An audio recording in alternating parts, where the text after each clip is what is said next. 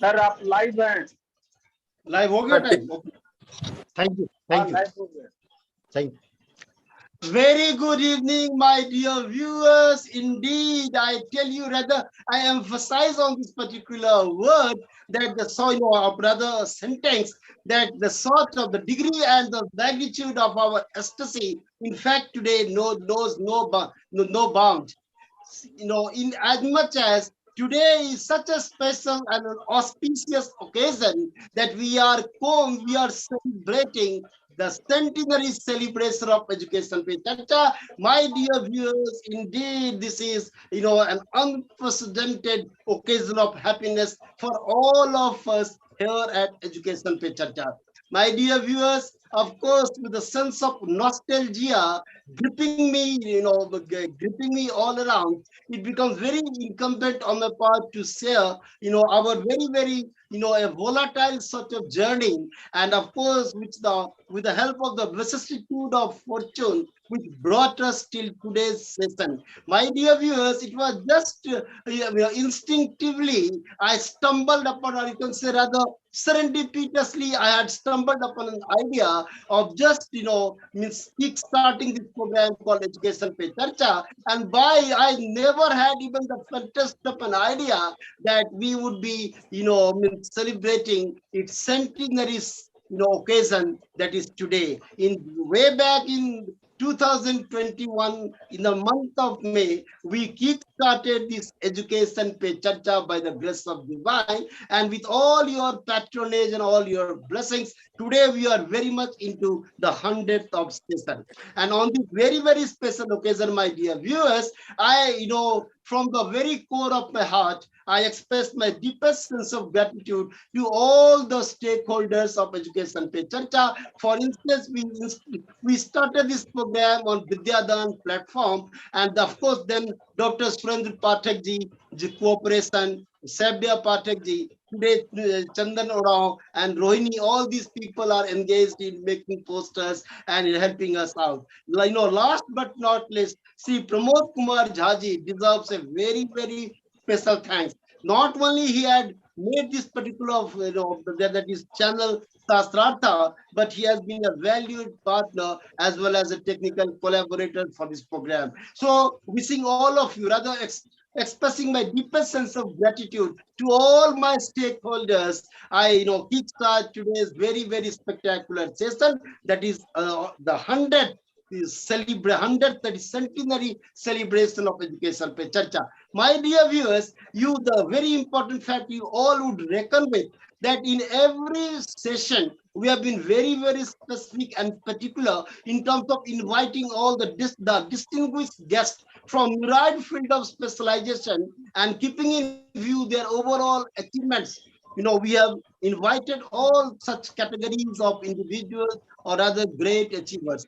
And therefore, today being the 100th session, we have invited a very, very special and a distinguished guest who in fact is a man who epitomizes versatility in himself.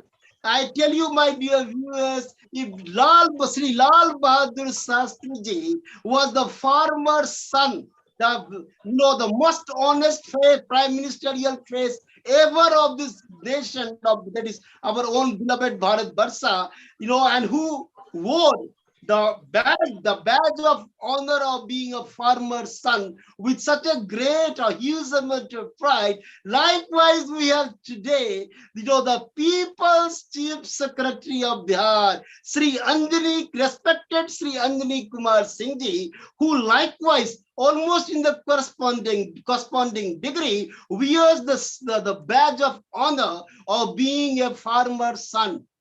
Really astonishing, amazing. The man who had never developed any amount of hubris in his life. I have seen district collectors and all the people who just qualify IS with elephantine hubris.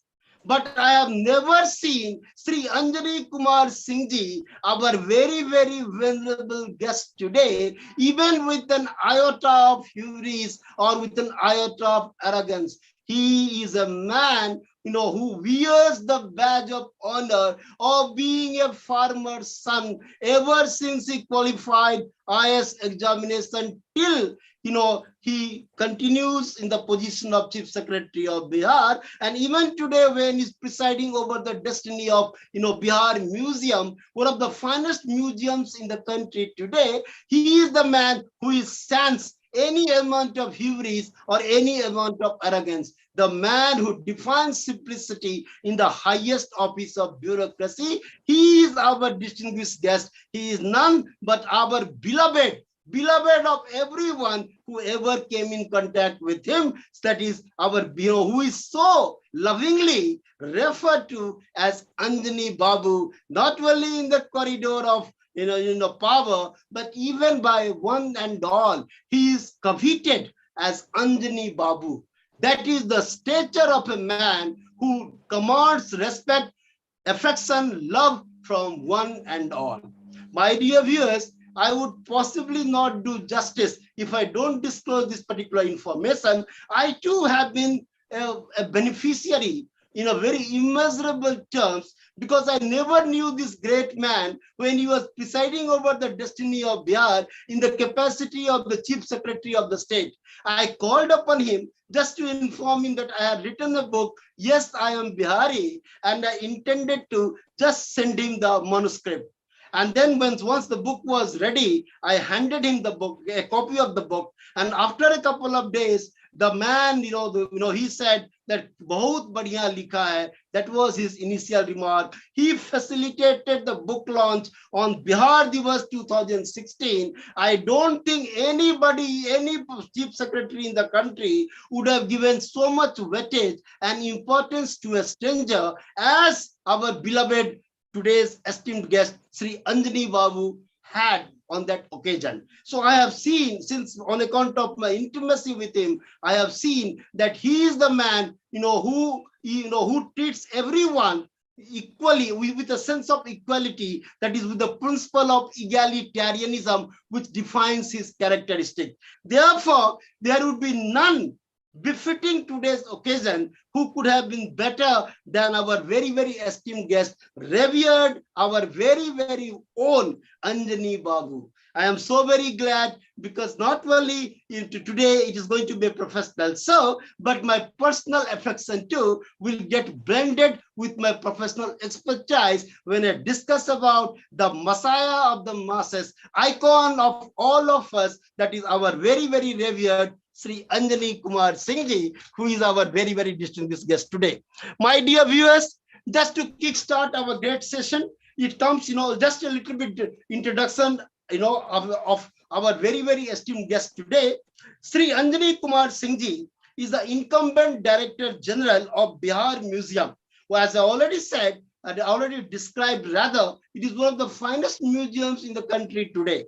And, he was the People's Chief Secretary of Bihar. I tell you, my dear viewers, that the People's Chief Secretary, he is only the People's Chief Secretary in the country. I don't think Bihar had ever produced a Chief Secretary of his stature. And why to speak about Bihar? I don't think that in the conceivable history, any state would have produced the man of the stature of Anjani Babu, who presided over any state in the capacity of that of Chief Secretary of the state.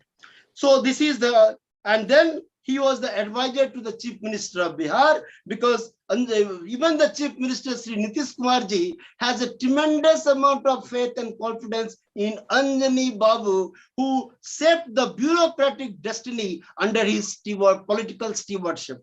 And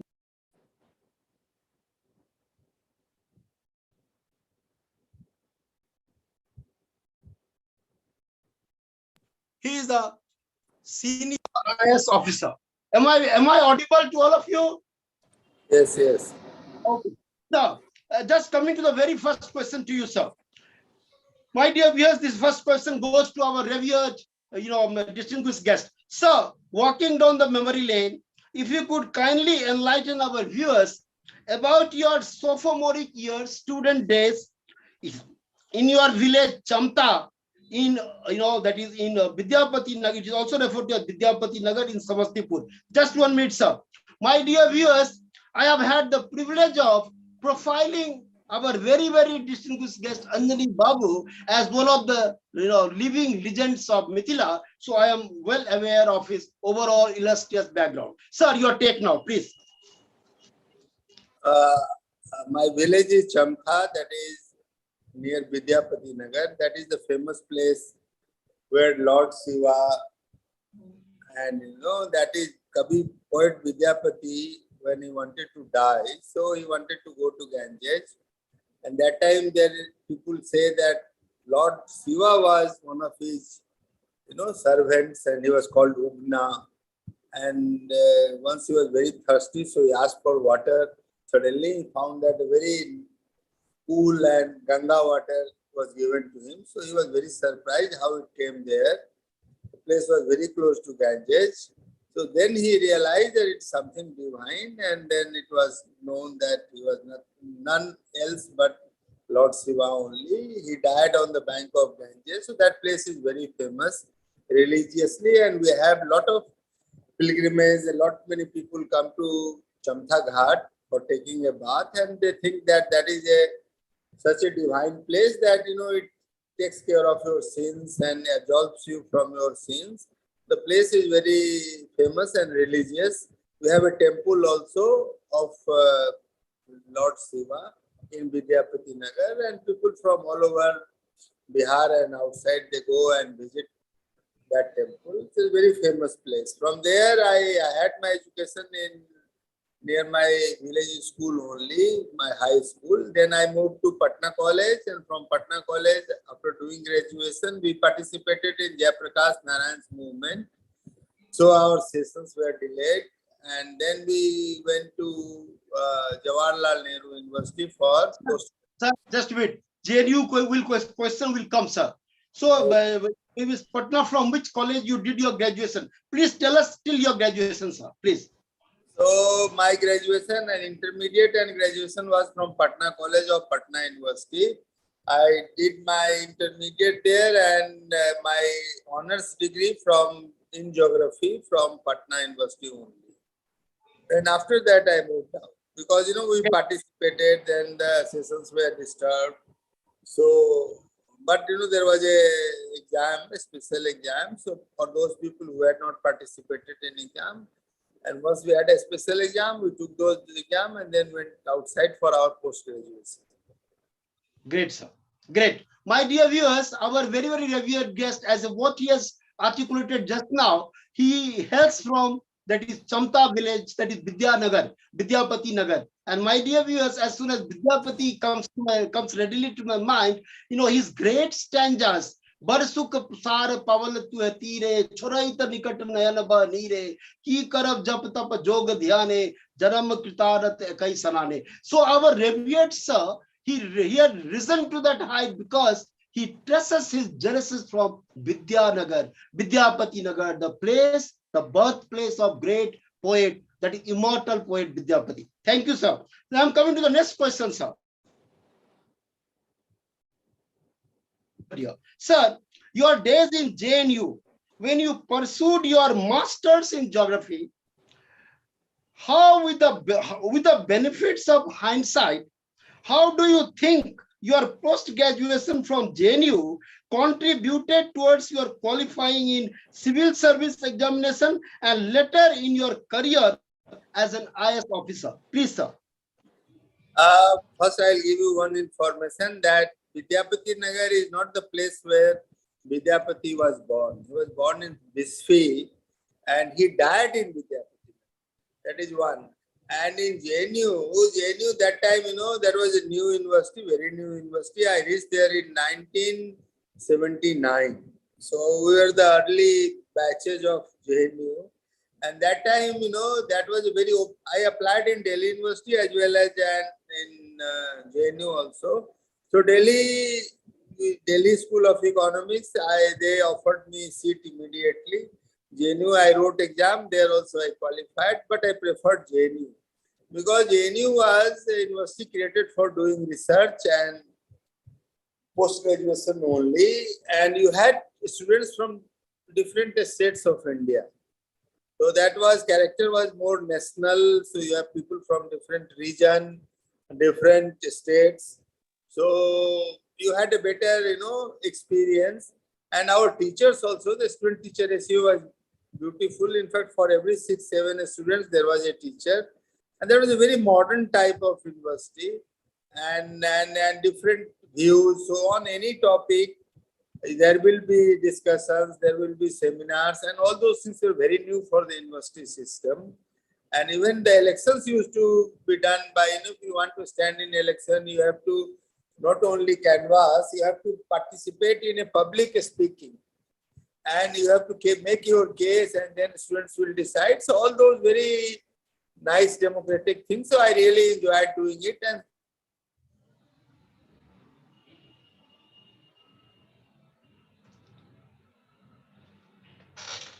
Sir, voice is not coming. Voice. Sir, voice is not coming. Sir, voice is not coming. Sir की आवाज नहीं आ रही है. Sir, voice is not coming. Hello. Sir जो है D-Link हो गए. और फिर आएंगे सर, ज्वाइन करेंगे. कुछ प्रॉब्लम हो गया होगा. जनरेटर पर कितना देर चलेगा पंडित जी? आ गए.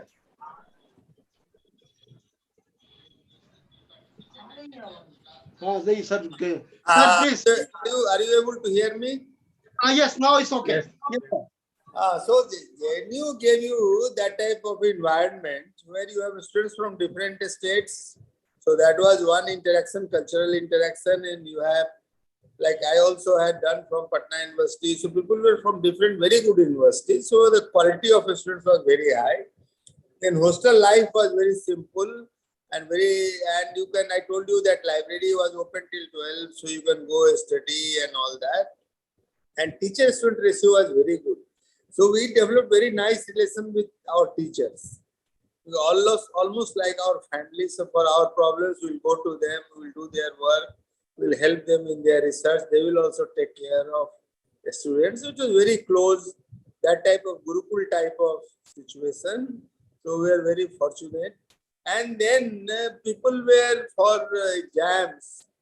So that also, JNU also became, a place where you can get very good quality of, library books, discussions, seminars. Many big people used to come and famous people used to come and perform and give lectures and all that. So those advantages were there. And people were, after doing post-graduation, they were mostly writing exams, for public service or for university, becoming university lecturer. So that environment was very competitive and very nice and very helpful.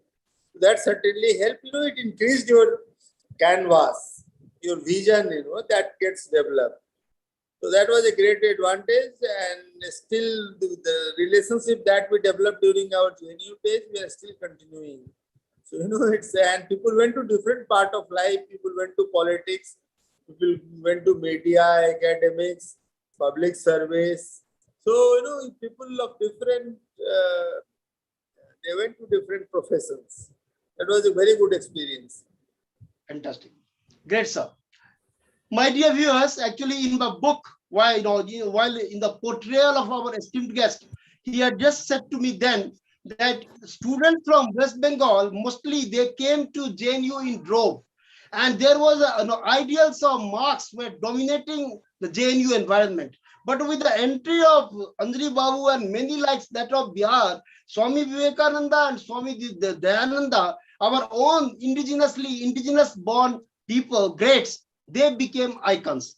So I wanted to draw this, the attention of our esteemed viewers that see people from Bengal, students from Bengal, they never had much of respect for their own Swami Vivekananda, but they imported the ideals of Marx, and Marx was dominating JNU then. Thank you, sir. Thanks a lot. Sir, I am coming to third question straightway. Sir, in my book, The Living Legends of Mithila, In your portrayal, you have especially mentioned the fact that debates and discussions was conducted in JNU, which contributed towards the broadening of your world's perspective. This is the exact word I have written, world's perspective.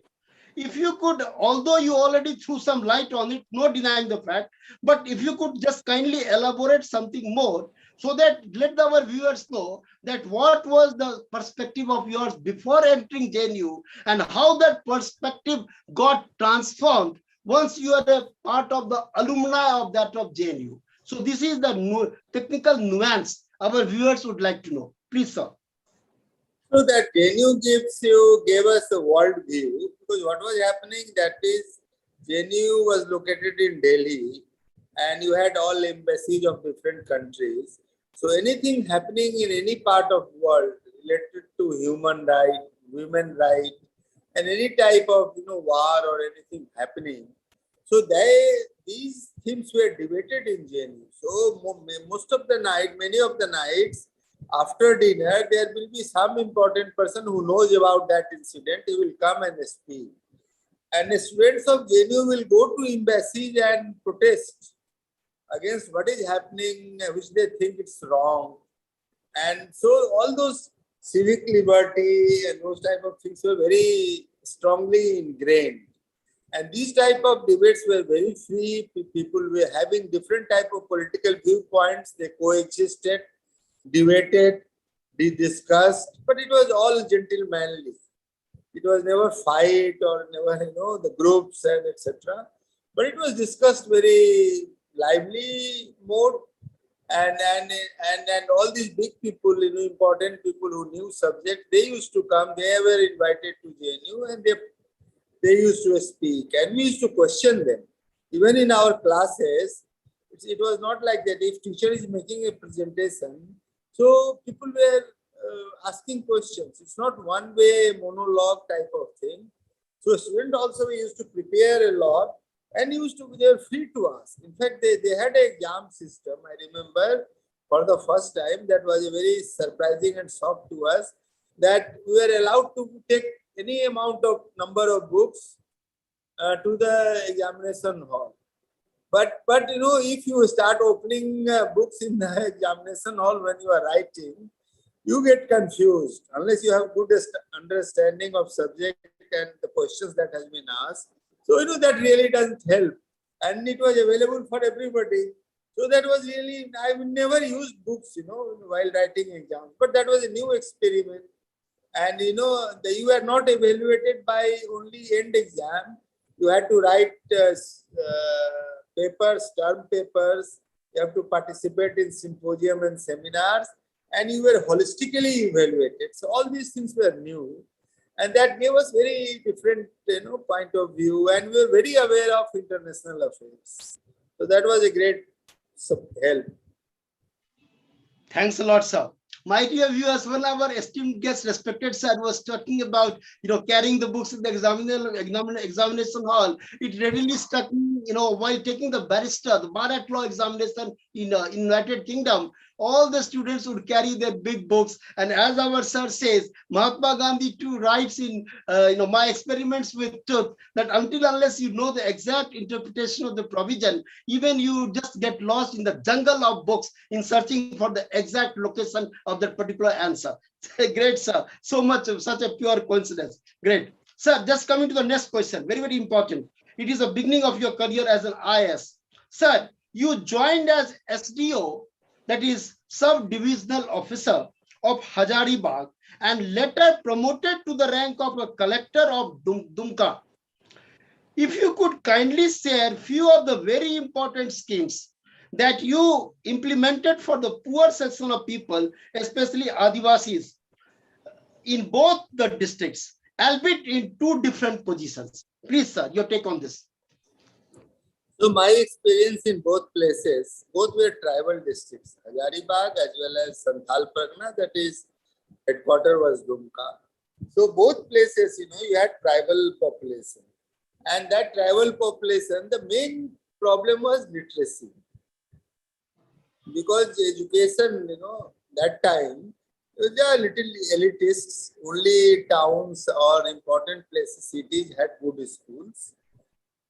And I found that they are getting exploited mainly because they are illiterate.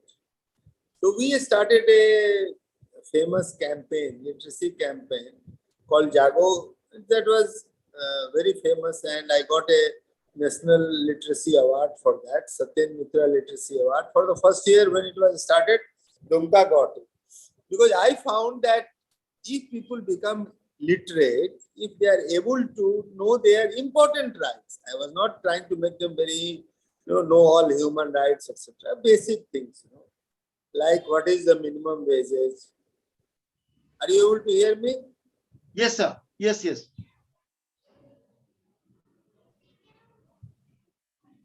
Sir, now voice is not coming. Hello? Sir, now voice is not coming.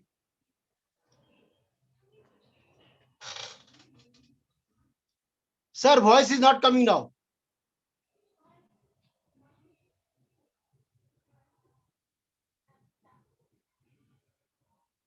Sir, voice is not coming.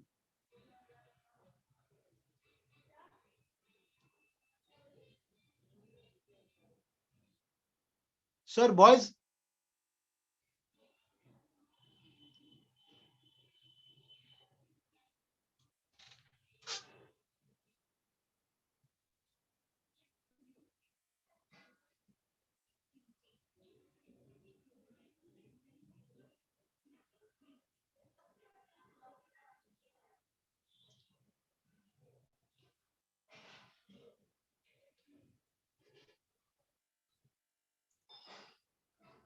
Pramod ji.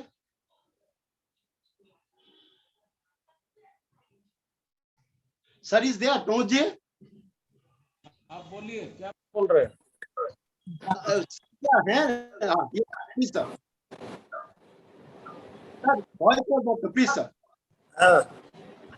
I was saying that both places had tribal population, very sizable tribal population, and I found that and Dumka was very poor on most of the indicators: people, poverty, illiteracy, communication, infrastructure.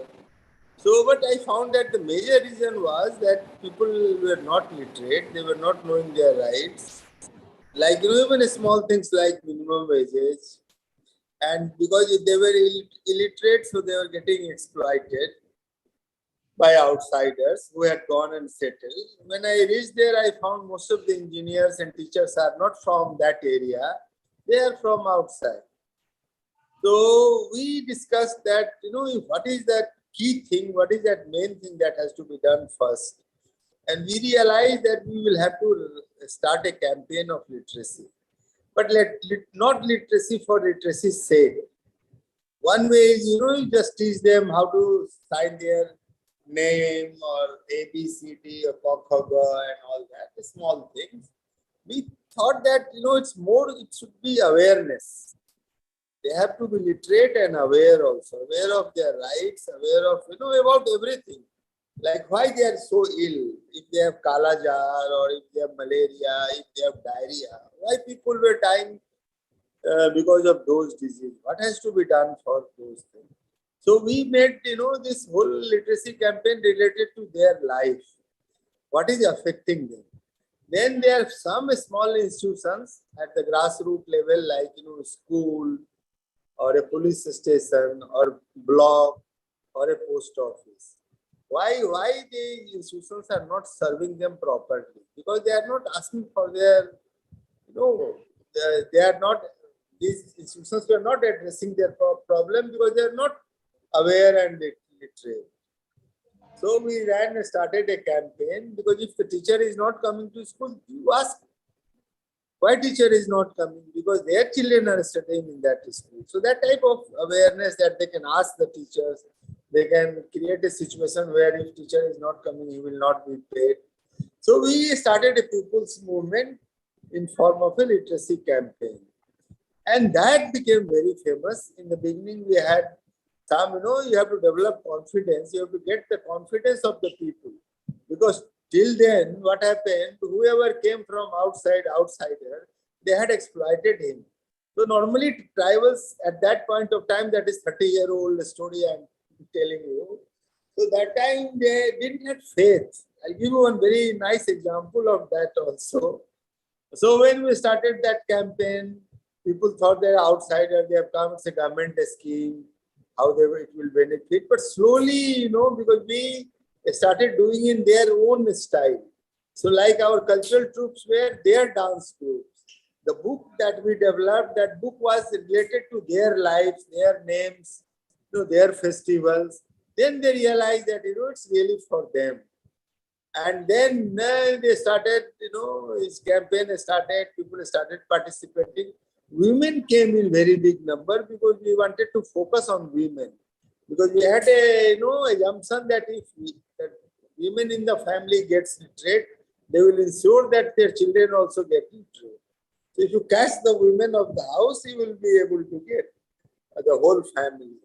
So that became very famous. So one big team, I'll give you one very interesting example, came from Delhi just to test, how many people have become literate and all that.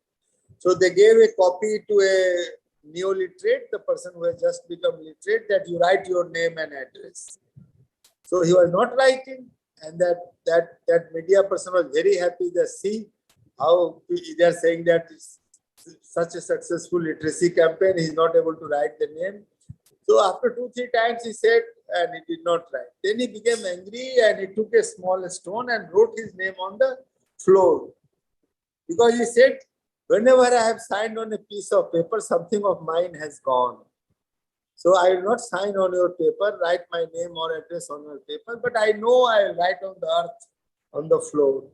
So they, once the tribals developed faith on that, our campaign.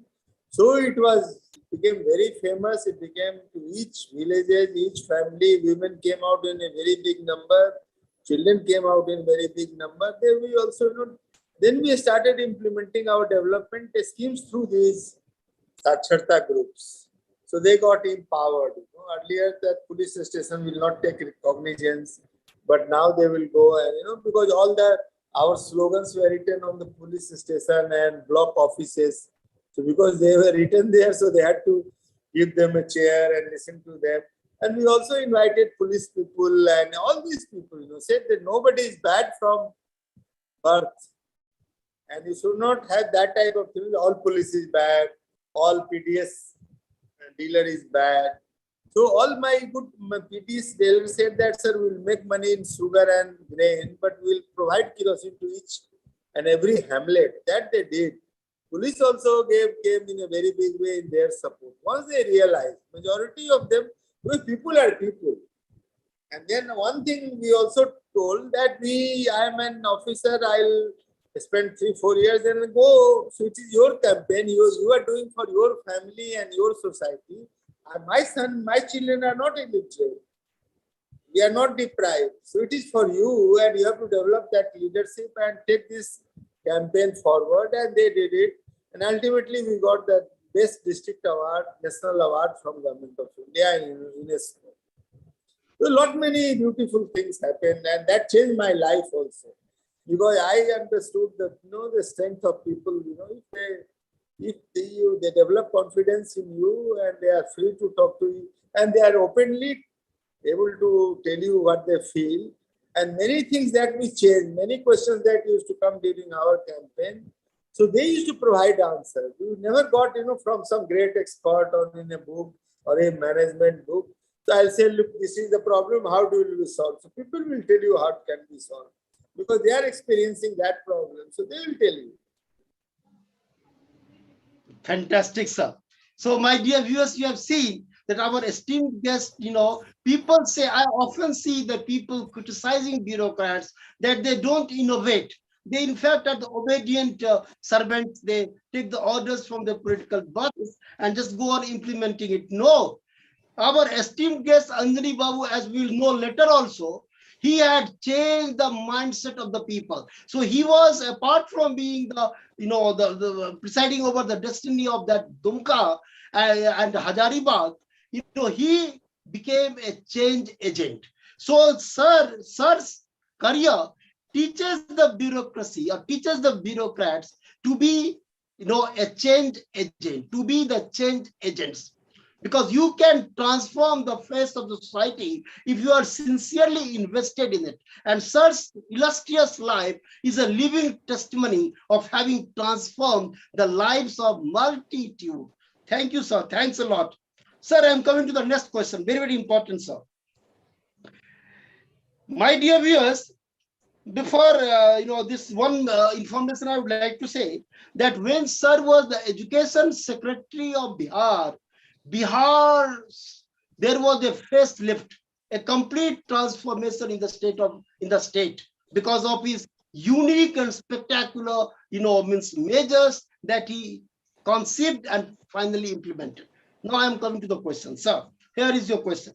Sir, your pioneering contribution towards improving the condition of education of Bihar remains exemplary, especially keeping in view the precarious state of education then.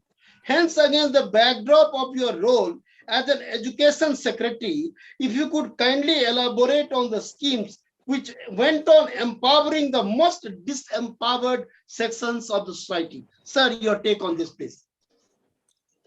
Look, when this new government came in 2005, so the scenario was very bad. Scenario was bad in a sense because schools were not functioning. Most of them were one teacher, two teacher schools. And people were not sending their children to government schools. So that was one big problem. Second was that many private schools without proper infrastructure or trained teachers were mushrooming. They will put a board called English school or something. But there was one very good thing with those schools that they used to be open 300 days in a year, while government school will not be open. That was one. Though the teachers were not qualified, but because when the children came to the private school paying 100 rupees, 150 rupees or whatever, so there was something like the guardian used to think that their children is in school for 10 to 5 or 10 to 4 or whatever. So that was a scenario when government system was not functioning, not able to function. 2-3 reasons. One was paucity of teachers. That was the most important reason because last 10 years there was no teachers appointed. So very small number of teachers, and then they were also engaged in variety of activities. That was one. Second, school did not have infrastructure. Because even if you have mostly were 2-room, 3-room schools, so that infrastructure was required, toilets were required. If you expect children or the teachers to be in school for 6-7 hours, then you have to provide for these type of facilities. Then infrastructure as is lack of teachers. So the first thing that this government did was that there was a huge scheme for adding classroom, opening new school, because government decided that every kilometer primary students should not be asked to go more than a kilometer for a school. Similarly, for a secondary school, not more than 3 kilometers. So with that parameter, the new schools, more classrooms, toilets, these were created. And because education is a third tier government subject, so that is a Panchayati Raj subject. So government decided that let the teacher be recruited through Panchayati Raj system. They will be local teachers, and because they are local, so they will be more involved. And so these two major things that happened. Then we also found that children who are coming to the schools are from very poor family. They don't have even proper dress, a pair of dress to come to school. So the first scheme that was started was providing dress to school children. Private schools, guardian will get the dress stitched and they go in a particular type of dress. So said, why not in government school? So government also decided that they will provide fund for getting a pair of dress, shoe, a school bag, etc. Second question was that for secondary schools, after you do class 9, because there used to be a huge dropout. So we realized that the schools are, high schools are not available in close vicinity, especially for girls. So girl cannot go to 4 kilometers one day and come back. That will take 2 hours, 2.5 hours. So government implemented a scheme, cycle scheme, which became world famous. You know, the many all important university of the world have done research on this.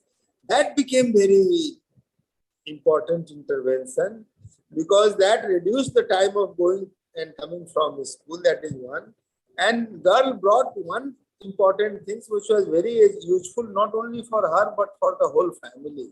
So the girl child got that respect from their family. So that was a big advantage. Then we started a scholarship scheme. Then we started many things, free textbook, midday meal, etc. So, for you have so many, so the dropout, people not coming to school, that was solved. And then teachers training and those type of things also started. So, that problem of quantity was solved. So, when we started, we had 12% children out of school. That got reduced to 1%, 1.5%. Now the challenge are two.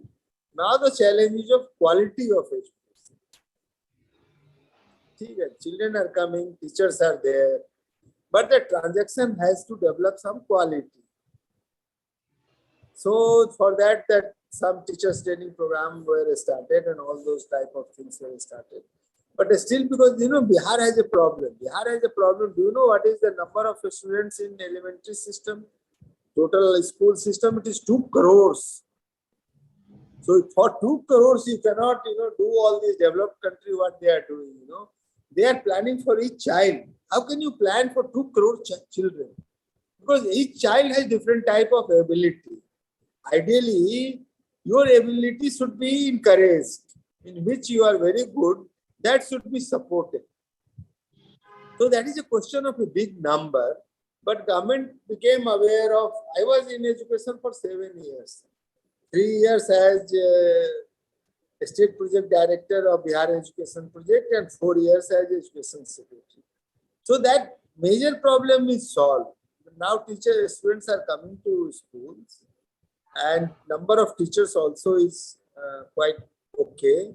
System has developed. So now the thrust is on education and making education, enjoyment. It cannot be, rote learning the way it was done earlier. And you cannot, you have to treat children with respect and dignity. You have to respect what they are good at. Some children can be very good in sports. So that has to be encouraged. Sports also is a big profession now. It's not that everybody has to do science. Earlier it was thinking that because everybody has to become a doctor or engineer. Now you can make money and get good profession in many other things. So teacher also required that type of orientation. And Bihar is passing through that phase where the focus is on quality. And it has to be on quality. So, and then lot many things, technology has changed. Now it's not old thing. Now this whole, your e-learning and your mobile, that mobile is in each family now. So then we introduced and we had a very nice experiment. We found that if you teach them using all these technologies, we started that experiment from Baka district. So nothing was provided. One big screen was provided, one battery. That time we had problem of electricity, which is not a problem now in Bihar. So, and all these, our Bihar, young IIT students from Bihar who were in IIT Delhi and other things. So what they did, each topic they took and they made it a very nice presentation, video presentation. So, and then we said that, look, now you will be taught like a cinema. So that became very popular and the children started coming. And the whole topic, like suppose you are trying to teach heat or something, some physics or some math or something, you can present in a very nice way where a Bihari student or student from Bihar or a girl from Bihar is explaining it. So that becomes very fascinating and very interesting, and children understand very easily. From though your thick book and very complicated language, they don't understand. So that experiment was done in Banka and now it is all over Bihar. So we'll have to keep experimenting like that. How children want to be taught. Old system, old way of teaching will not work. And they should enjoy learning. They should enjoy learning. If we are able to do these things, then things will change. And they are moving in that direction. Great, sir. Great. Great, sir. Sir, I'm coming to the next very, very important question now. Sir, you have also played the pioneering role in starting the commemoration of Bihar Divas on 22nd of March every year, of course, along with our Honorable Chief Minister. Bihar was carved out, my dear viewers, just for your information, Bihar was carved out from the Bengal presidency in 1912. Sir, question now. So that is, the purpose was to re-inculcate the pride and confidence in Biharis, especially when they were losing their self-esteem across the nation for being touted as Biharis as a derogatory reference. Sir, are you there? Hello? Sir? Hello, sir? Sir? Hello sir, Pramod ji sir चले गए, log out हो गए क्या? हाँ sir का कुछ technical problem आ गया होगा। हाँ फिर आ जाएंगे, कुछ हो रहा है उनका मोबाइल सिस्टम में। सर हाँ sir sir coming sir half second sir, you played a pioneering role in starting the commemoration of Bihar Divas. Now the question, of course, to reinject or reinculcate the sense of, the sense of pride and Bihar, which was considered derogatory. How do you think that Bihar Divas genuinely contributed towards the enhancement of the self-esteem?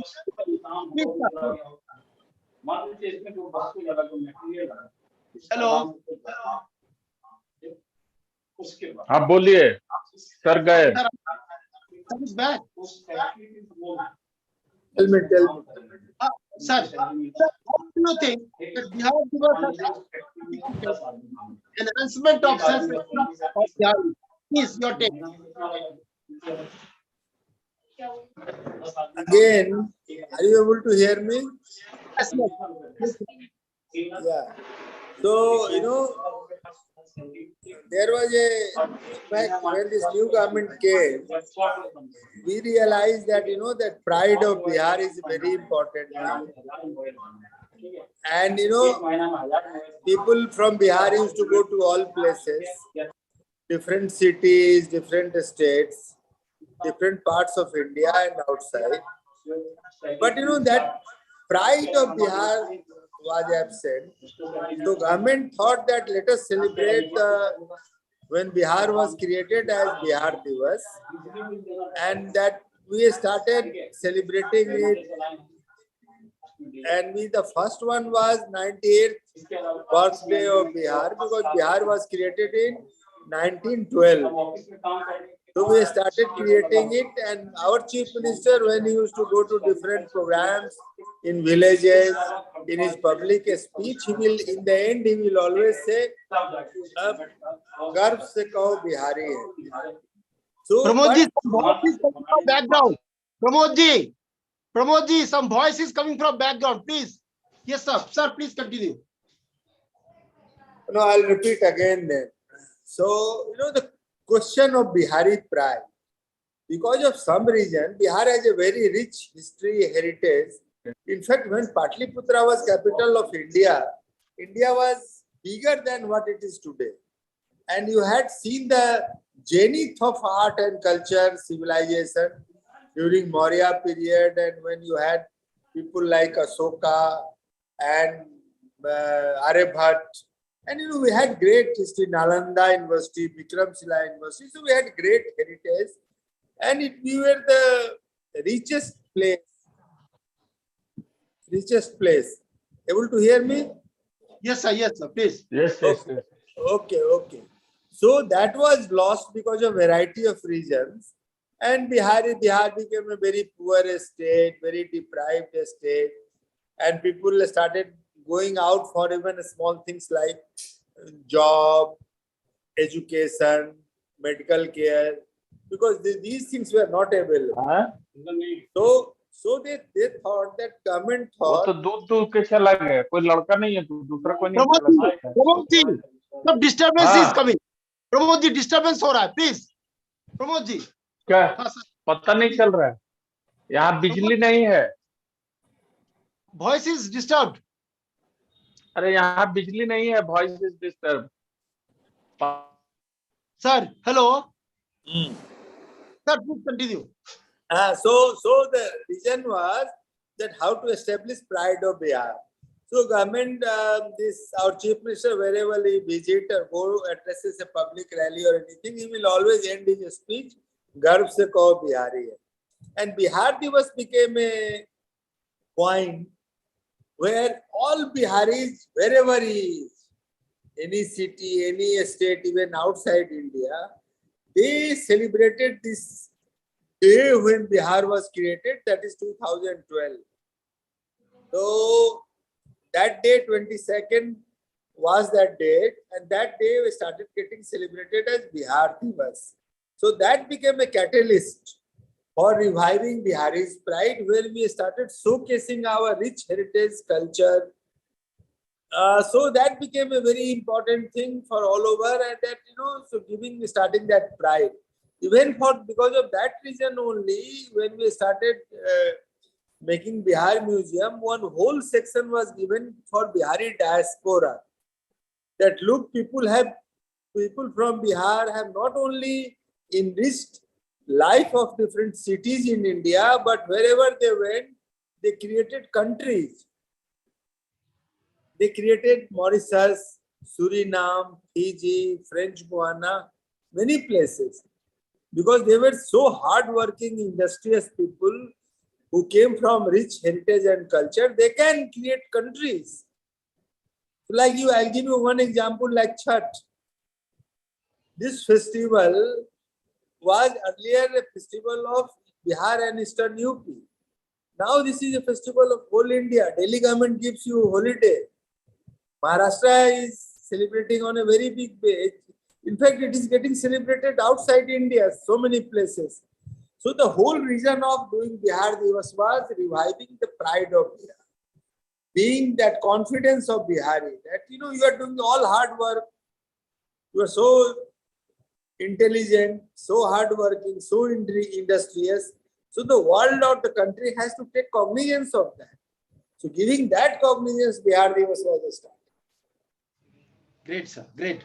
My dear viewers, actually, on a personal note, I would like to make this announcement, or rather, I would like to share this particular experience of mine. On our honorable guest, sir had invited me on Bihar Divas 2018, wherein the Honorable Chief Minister of the State, Nitish Kumar ji, while delivering his speech, had especially referred to Bihar Divas being celebrated in UK, that is in Scotland. And there he mentioned that the then ambassador of UK, Sri Yasvardhan Sinha ji, had gone from London to Scotland to be a part of that esteemed function. Later, I wrote an appreciation letter to Yasvardhan ji, and he reciprocated with all sort of warmth. So I remember, being a part of that function. And when sir talks about Bihar Divas, I can recall that particular incident of the communication of Honorable Chief Minister then. Sir, thanks a lot. Sir, I'm coming to the very next question. Sir, you were elevated to the position of the Chief Secretary of the State, which people consider.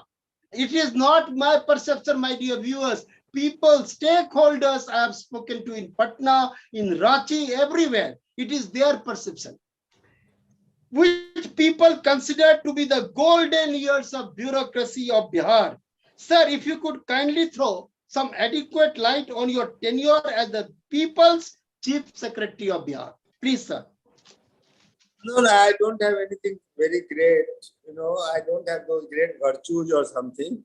But I'll tell you, it is fortune also, it is a chance also, that when this government came, they developed faith and they thought that I can handle things, according to, whatever is the vision of government. So I was made chief secretary, that I got a chance to, this is all, fortune that you get a chance to serve people and serve your state. I was very fortunate because I got Bihar cadre and I was from Bihar. So that was a great opportunity for me also. I did not do anything great, but I think that I got a great opportunity to serve and do many things which I could not have done otherwise. And luckily I had support of government, full support of government. And Bihar was like a clean slate. You have to do lot many things in different sectors, whether it is infrastructure, education, health. To think of any area, you had a great, opportunity to work. And luckily, you have to develop a team. You cannot do alone. You have to have a good team. And then bureaucracy responds. Your colleague will respond. Your team will respond. Because they are also getting a chance. Because everybody, we are a human being. We want to do something nice for which people remember you or like you. Or, their memory that something nice was done and he was approachable. We can meet him, we can tell him, we can discuss with him, we can criticize him. So if you provide that type of platform and environment, then people respond. So I got that opportunity and I got support of my colleagues also. Not that I am something with so many virtues. I don't have those great virtues, but still. But you develop a team, and if you become horizontal, bureaucracy is very hierarchical and vertical. Only thing you have to do is you make it horizontal, and you have to be available to people. So I used to say during my office, I used to rate my officer the person who will pick all his phones. Because, people have that if he's calling a collector or a secretary of a department and he's not picking phone, he's not listening, so that gives a very bad impression of them. So one of those priorities was, please ensure that phone has to be picked up. And it has to, everything cannot be addressed and everything cannot be solved. But you talk to the person who is requesting or making a complaint or something, everything cannot happen. They also know, the people also know that will not happen. But somehow if you develop that type of relationship, so basically the management is that you have to be pro people and you have to listen to people and you should be ready to solve their problem. That was very nice experience for me.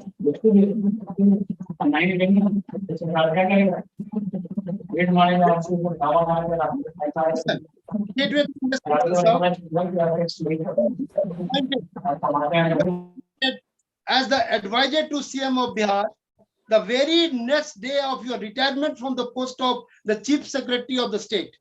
So what role did you play as an advisor to CM of Bihar? I mean, your domain of your function. Please, sir. No, my job basically is to advise on policy matters and major schemes. I also review, important things like, some main projects, important projects are not, they have some hiccups or they have some problems. So my job is to solve those problems and do reviews of important projects. I don't go in the minor details and I don't go to small things. Because for that, there is an infrastructure, there is a chief secretary, development commissioner, and the whole bureaucracy and ministers. But on important matters, especially policy matters or new things or a new idea, how it can be developed into a scheme, how it can be implemented. So those are my responsibility. And now I am spending more time in my Bihar Museum. Because that also, again, if you have a question on Bihar Museum, I'll answer. Just will come to it, sir. Now I am going to very, very important question. Sir, you are an incumbent Director General of Bihar Museum in Patna. You just spoke to me about, before the kick-starting of the show, about 30 countries, means important dignitaries being invited. So kindly share the ongoing, the function that you are discharging, pertaining to that of Bihar Museum. Please, your take, sir. As I told you earlier, we have very rich heritage and culture. But the question was, unless you showcase them, show it to people, the next generation and their next generation, how they will remember what exactly, what was Nalanda University, what was Vikramshila, what was the Mauryan Empire, what was the rule of Ashoka, what was the rule of Shershah Suri. So how people will remember? And even our folk art, like famous, the Mithila painting, Bihula painting, and lot many handicrafts, Tikuli art, Sujini, all these things will die if you, unless you showcase it and show the importance of these art forms and our rich culture and heritage and our history to our next generation, people will not remember. So you have to present in such a fashion that people come, understand, see things, get proud of their past and heritage, and from that strength they plan for future, and they have that gives you that confidence that our society can again become important and powerful and a leading.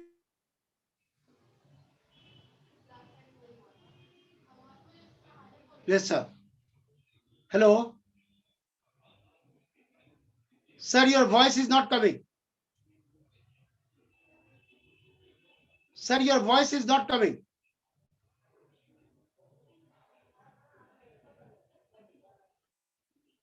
Sir, your voice is not coming. Pramod ji, sir का voice नहीं आ रहा ना? बोला जाए sir तो disconnect हो जाते हैं ना, कुछ प्रॉब्लम हो रहा है. एक क्वेश्चन और, नंबर क्वेश्चन रिमेनिंग, फिर आपको some problem. I apologize to all my viewers because of some technical. Again, sir will be back just in a moment. Time and time again, I apologize. Sir will be back just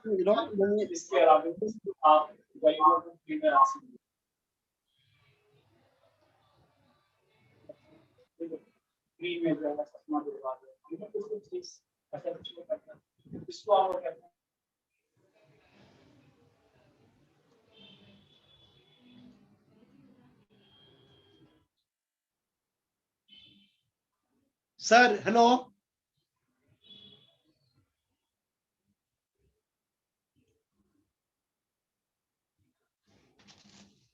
Just one more question is there, sir.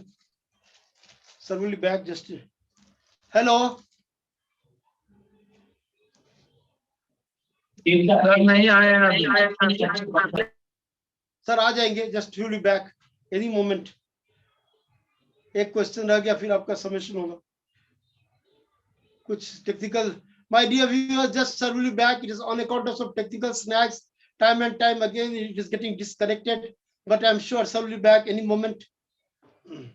As it happened, all along the show, sir was getting disconnected. Again, he was restoring it. Again, he's in the process of doing so, I'm sure.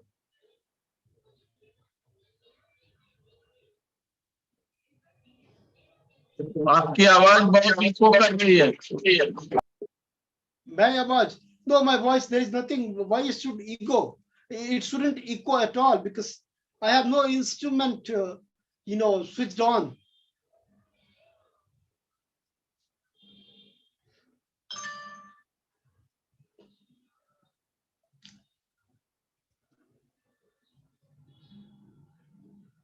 Hello, sir.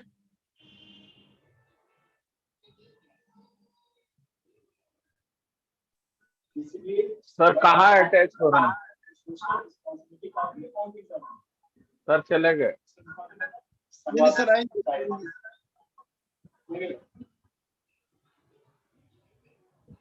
इसके ऊपर पर से इसे बता और public का doubt मैं main focus ये है और बाद में पढ़ दिया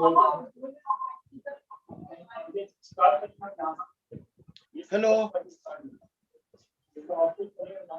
सर सर आ गए सर बैक नहीं आया. हाँ अब आए. आ गए sir. Hello. Okay, Sir, sir, you said to me before the kickstart of the session that 30 dignitaries from 30 countries have been invited. If you could kindly recollect the same for our viewers, please, sir. And one So more. what? Yeah. So we'll, as we are getting disconnected many times, but I'll give you the very important information. Bihar Museum is celebrating Bihar Museum Binale. That is a platform that we have created for all museums of the world who can share their history, culture, collection, strength. So we have created a platform for museums and museum professionals.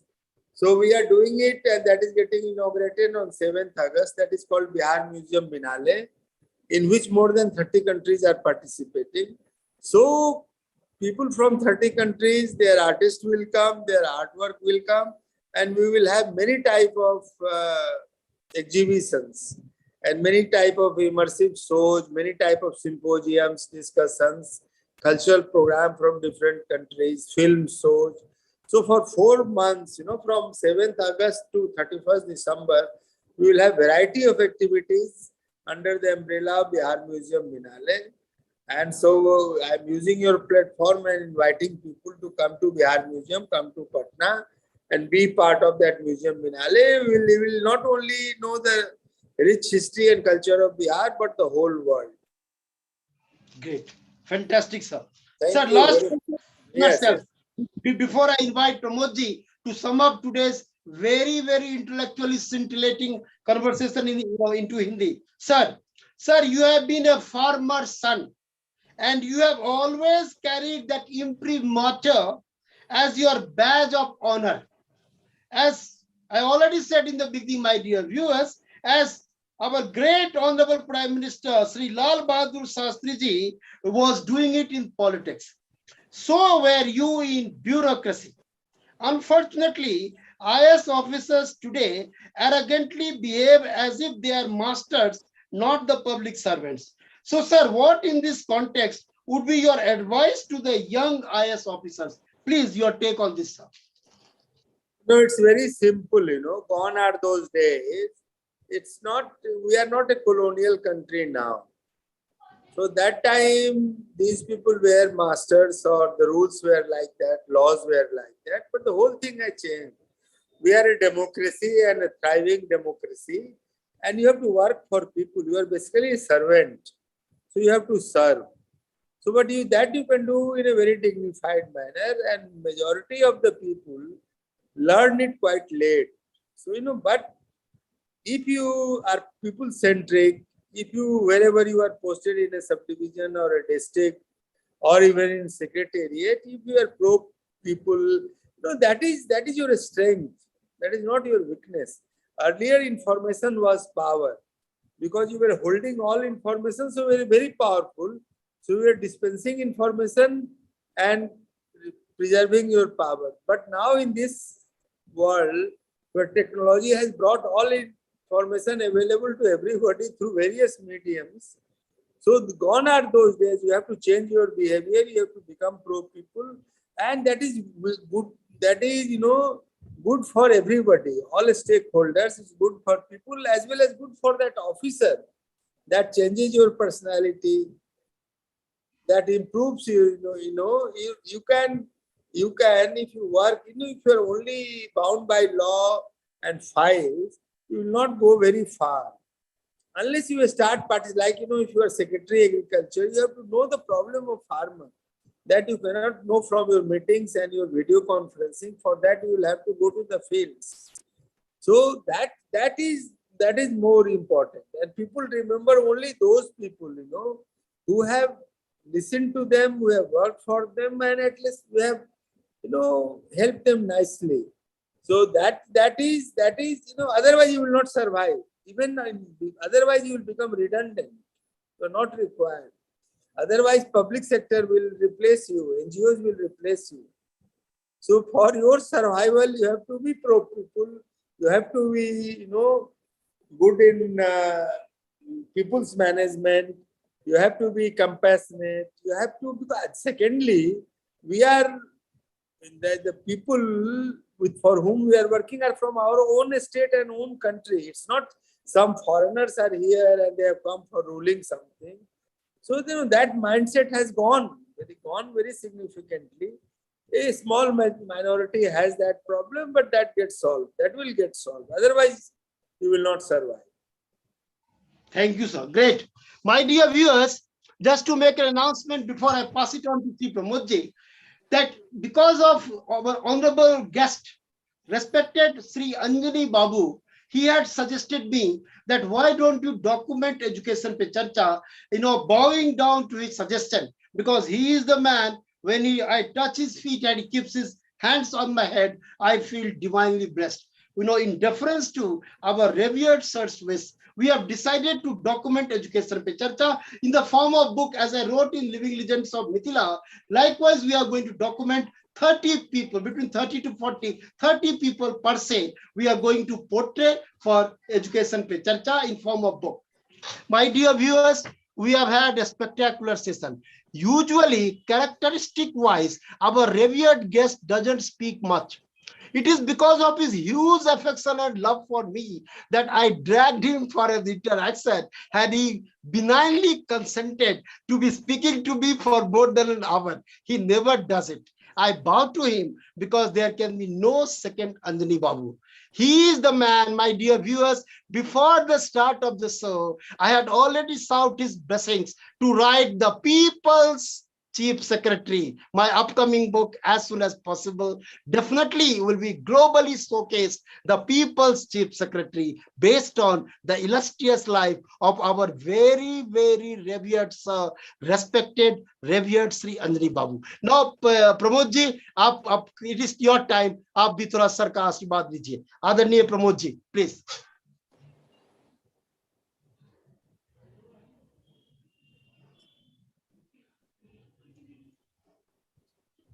Pramod ji, जी नमस्कार. मेरी आवाज आ रही है? जी. आदरणीय Shri Anjani sir को और आदरणीय श्री विवेकानंद जी को मैं सादर प्रणाम करता हूँ.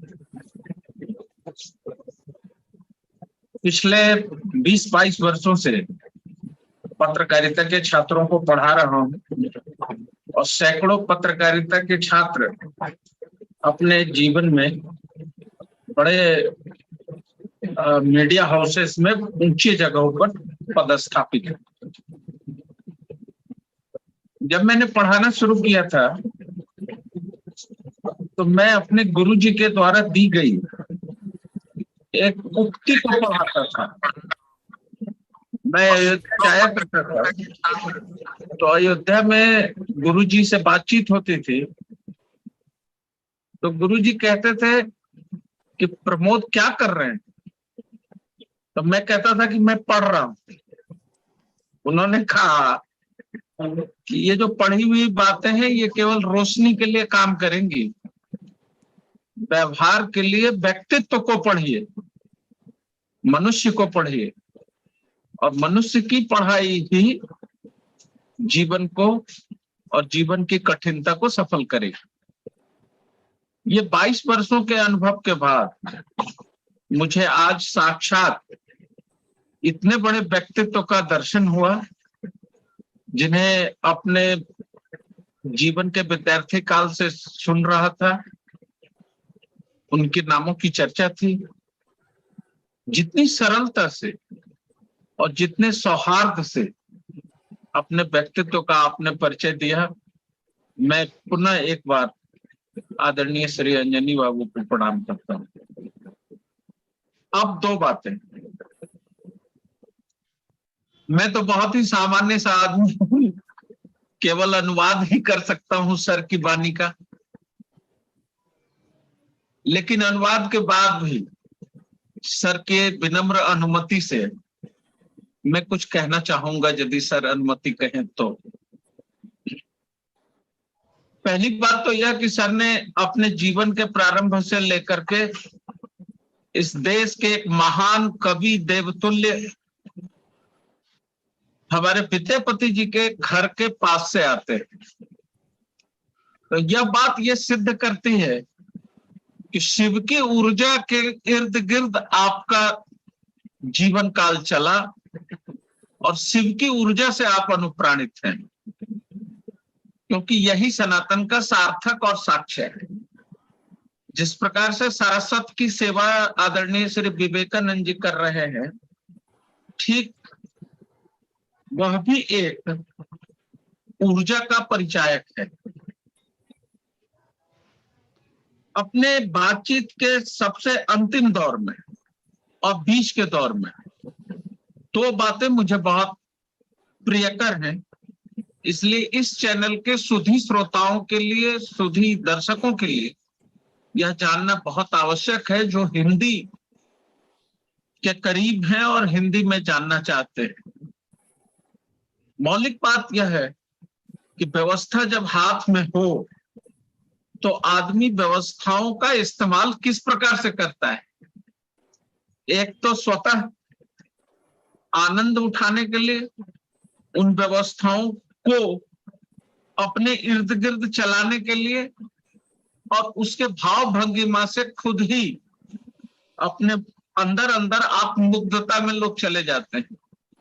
और दूसरा, जब मनुष्य अपने इर्द गिर्द की इस परिस्थितियों को बदलने के लिए शासन और प्रशासन की ताकत का इस्तेमाल करता है, तो वह एक देवत्व भाव होता है। और वही भाव लेकर के आपने दुमका जैसे शहर को, जिसे मुझे याद है, दुमका को मैंने देखा हुआ है क्योंकि मेरे दादाजी वहां संस्कृत के प्राध्यापक हुआ करते थे और मेरे पिताजी का प्रारंभिक अध्ययन काल भी एसपी कॉलेज रहा है। तो उस नाते मेरी जिज्ञासा हुई, मैं गया था देखने के लिए, और जिस कालखंड में मैंने देखा था वह धीरे धीरे शहर विकास की ओर जा रहा था।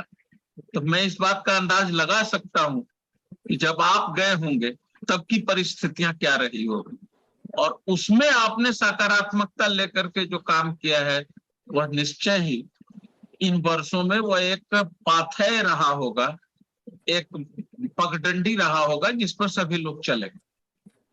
दूसरी बात कि आपने एक बहुत अच्छी बात कही कि ये कॉलोनियल एरिया नहीं है, और आने वाले जितने भी हमारे प्रशासनिक पदाधिकारी हैं उनमें सेवा का भाव होना चाहिए और वो एक सेवक हो।